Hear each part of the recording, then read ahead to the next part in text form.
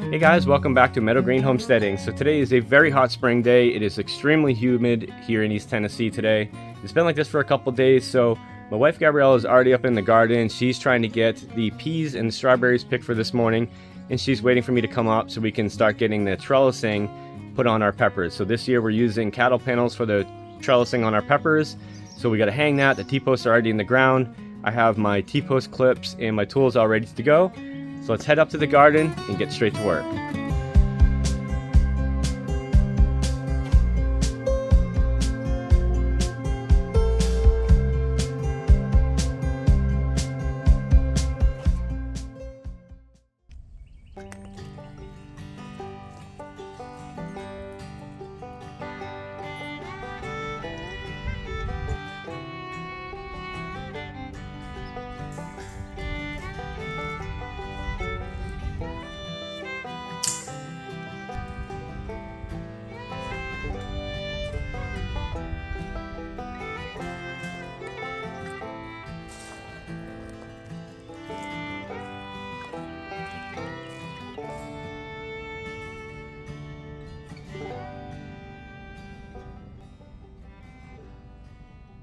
Alright guys, so we got the trellising all set up for the peppers, so those are looking really good to go. We're really excited. Our eggplant's starting to pop. Everything is just absolutely going nuts in the garden right now. So we're getting a lot of rain. It's raining every other day to every 2 days, and then it's been super hot, so everything is just starting to fly. So the peppers are ready to go. I think we're good for infrastructure for the garden for quite a while now.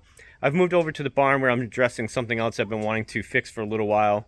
One of the only things that we have to do for a chore at night is actually to close the barn and close the chickens inside of our barn so they're safe from predators. So we come up at night. This handle is attached to a string. We'll wait for these girls to go inside. One more taker? Nope, I guess not. And then we just close the coop this way. So once they're inside there, they are plenty protected from the predators. And we do this because this run, although it's completely encaged by welded wire and then chicken wire at the bottom, it's not exactly predator proof. They could dig and get underneath it. My solution is this automatic door right here. So we picked this up off of Amazon. I'm gonna go ahead, take off this old sliding door right here, get the automatic door on the barn, and then it's just one less thing we have to worry about at night in case we are not home or we just simply forget.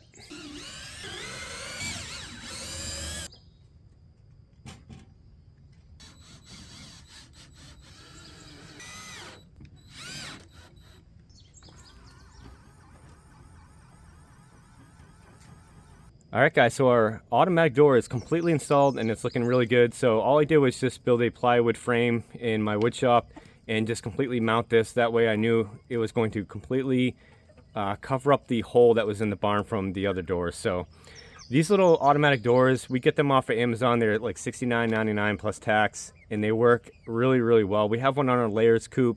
It's been on there for about a year and we've had no issues with it whatsoever. So we really like them. There's two ways that they operate. There's a white photoelectric sensor on the front. That way from dawn to dusk, it can control itself. Or there are 3 buttons underneath that photoelectric sensor and you can manually set what time you want it to open and close. So that's all installed. That's looking really good. I did go ahead and leave the string, the eye bolts and everything for the manual door slide. I'm going to keep the door and the rails somewhere in a barn just in case anything does seem to happen to the electric door. We have a backup plan right up here at the barn. Alright guys, so I got to quickly go address one more thing, and that is the pig feeder we set up a couple weeks ago. It's been working really, really well for us.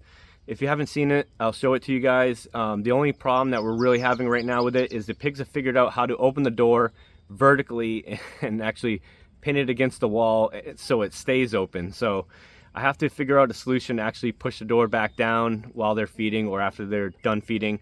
I think all I'm going to do is actually screw a couple wooden blocks to the top of the door. That way it can't open all the way up vertically. It can only open like 70 or 80 degrees or something like that. And that way when they slip back out, it falls back down. So if you haven't seen the pig feeder, we'll go on down. I'll show you what's going on with the pig feeder. It's pretty cool.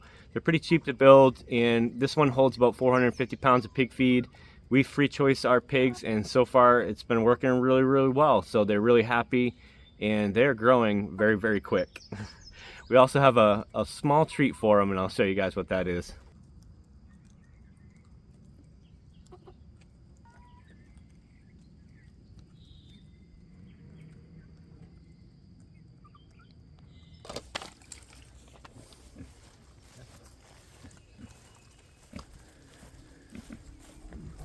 Oh, it's nice and wet and muddy over here.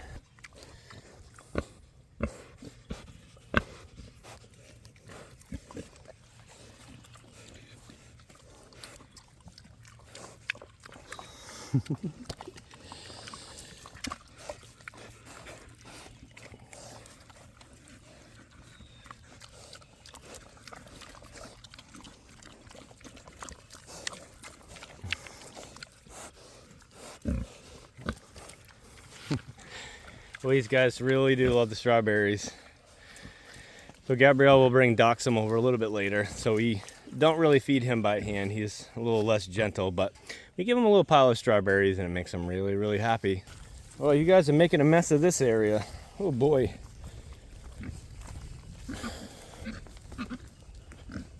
Let's see what's going on in your hut. Well, you've torn the back off and you've gotten rid of all the hay. I guess that's all right. It's been a little hot for hay. Hi, Loretta. And Reba. This is going to be fun because these pigs are always curious and they make it very, very difficult to do any sort of work in here. All right, so as you can see, these 3 doors are the ones that are staying open. This is causing 2 problems. One is you can see some dark food in there, and that's food that's going to spoil or has started to spoil. It's also mixed with mud because the doors are staying open and they feel free to go ahead and step in there. So what we're going to do is actually take these blocks right here and we're going to screw them to the top of the door from the underside. That way the door only opens up to about that far. So I think that'll work pretty good. There's no way that they're going to be able to jam the doors open this way, and then what I'll do is I'll just clean out all their food, push down some fresh stuff, and then these little piggies should be good to go.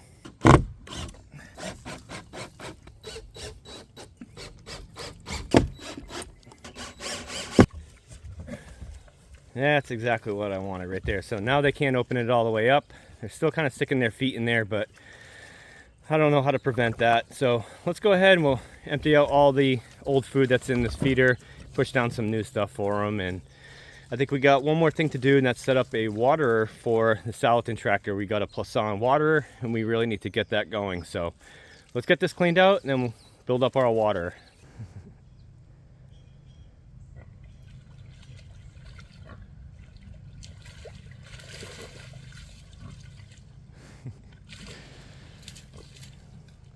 He's like, oh, you got busted.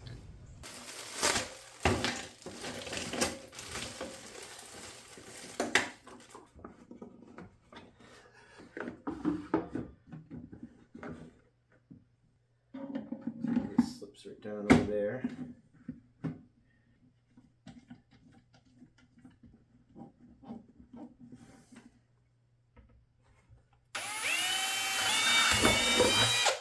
We test fitted everything. We're gonna go ahead and see if the hose fits nice and tight. And if it does, I'm gonna have to end up trimming this hose anyways. The one thing I want to do note, oh, that fits good.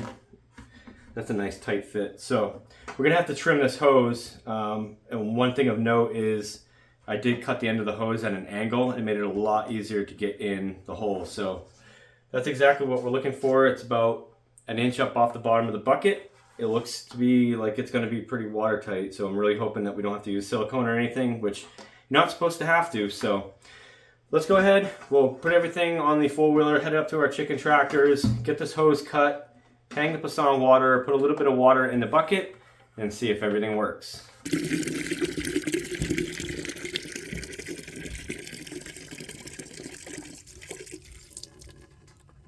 Earlier this spring, we had all 3 of these IBC totes completely full. They've been working out really, really well for us. So we got about 175 gallons in all 3 of them at this point.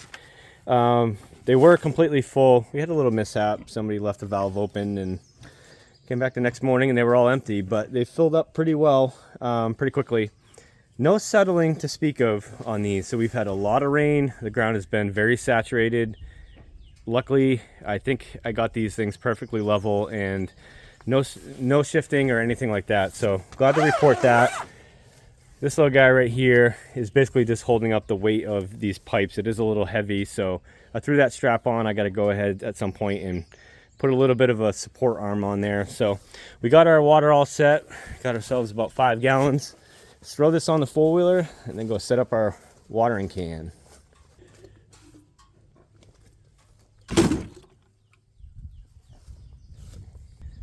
So this chicken tractor has been working out really well for us. Kind of tweaking it as we go along. One thing I do have to address is their food is exposed.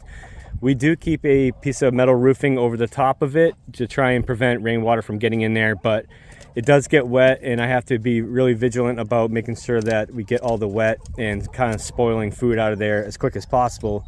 We did have an incident with one of the hens where she got sauerkraut from eating wet food, but she's all good. She's back in the tractor. She's 100%. So this is the water that we typically use in all of our tractors. In the layer tractor, this is actually up on the frame of the tractor, so it's up off the ground.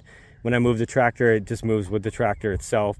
No problems there. With Waylon, our Orpington rooster, and his 7 hens, this I have to go in and pick up and move it out of the tractor every time we move the tractor. So do still need to find a solution for that one. But for this tractor, what we're going to do is install an eye hook on the underside of probably this board right here for the Plasson water to hang from.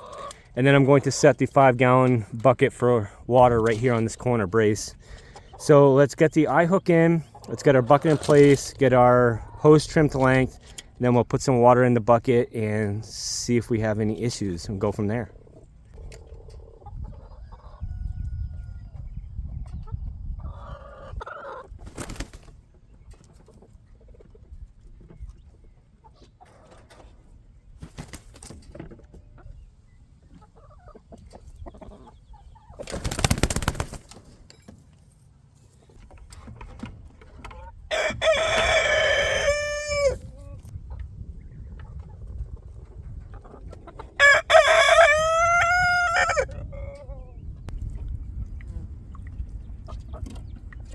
It looks like it's filling up properly. Any second now it should stop. Hopefully.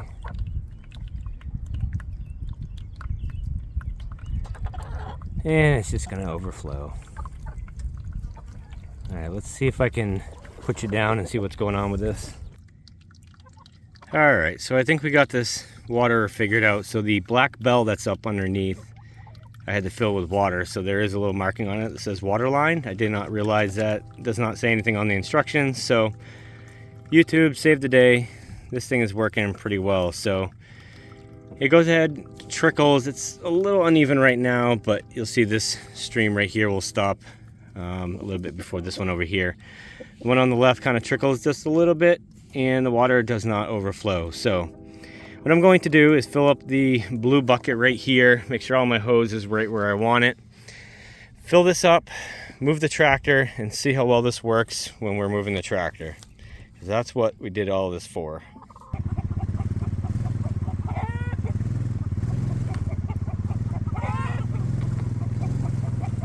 So obviously while I was moving, the water splashed out a little bit, but as soon as I stopped, the water stopped coming out, which is perfect. So I think we're all set. We're good to go.